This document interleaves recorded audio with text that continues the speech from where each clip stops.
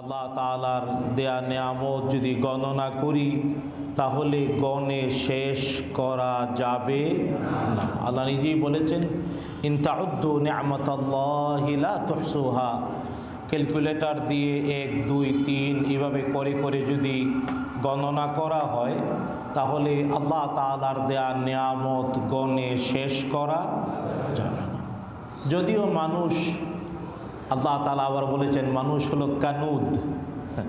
কানুদ মানে যে নিয়ামত চোখে দেখে না, শুধু কি নাই তা দেখে, এর নাম হলো কানুদ।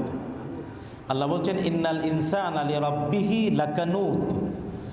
মানুষ নিশ্চয়ই তার রবের ব্যাপারে কানুদ, তার মানে কি নাই তা দেখে।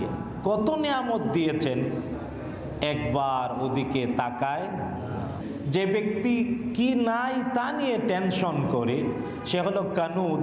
সে নিয়ামতের মর্যাদা বুঝে না, ভোগও করতে পারে না। তাই যা যা আছে তা নিয়ে মহারাজা।